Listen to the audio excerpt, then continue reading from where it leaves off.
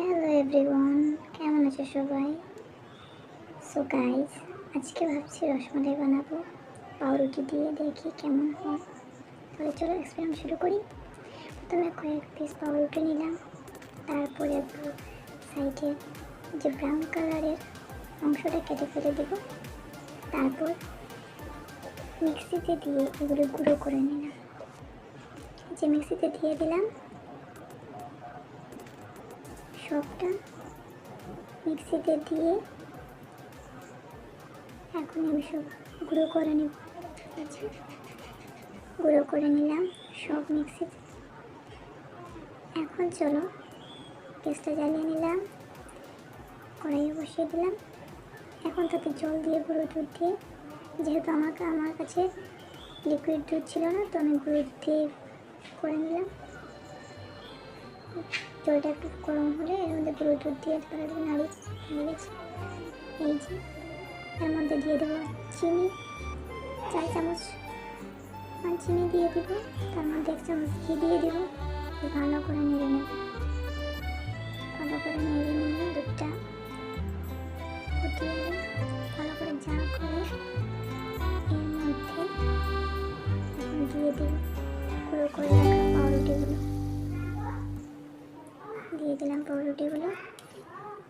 যে এখন এগুলো ভালো করে নেড়ে চেড়ে শুকিয়ে এলে এই যে এরকম করে এখন একটা ডো তৈরি করে নেব।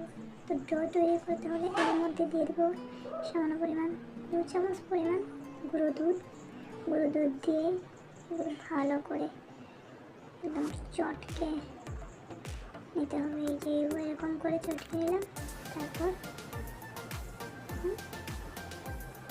চার্জের ইচ্ছে মতো গোল গোল লম্বা লম্বা যেমন ইচ্ছে মিষ্টি তৈরি করে নেব। এই যে সন্দেশগুলো তৈরি করে নিলাম। এখন একটা কড়াইতে অল্প খানি 2 কাপ লিকুইড দুধ দিয়ে দিলাম। 2 কাপের মতো লিকুইড দুধ দিয়ে তার মধ্যে এলাচ দিয়ে দিলাম। 1 কাপ চিনি দিয়ে দিলাম। এখন এগুলো ভালো করে নেড়ে ফুটিয়ে নাড়তে থাকবো। ভালো করে নাড়তে থাকবো।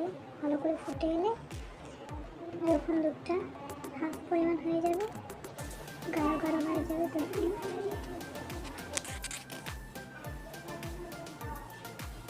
ভালো করে ফুটিয়ে নাড়তে থাকবে। এই যে নাড়া না দিলে এগুলো আবার কড়াইতে লেগে যাবে। এখন দুধটা গাঢ় হয়ে গেছে, মালাই তৈরি হয়ে গেছে। এর মধ্যে এখন মিষ্টিগুলো দিয়ে দিলাম।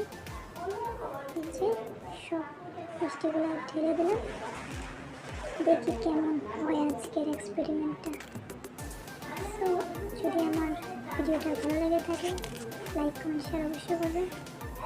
কমেন্ট করে জানাবে কেমন হয়েছে। এই যে হয়ে গেল আমার রসমালাই। দেখি কেমন হলো খেতে। দেখতে তো ভালোই হয়েছে। এই যে খেতেও মোটামুটি ভালোই হবে।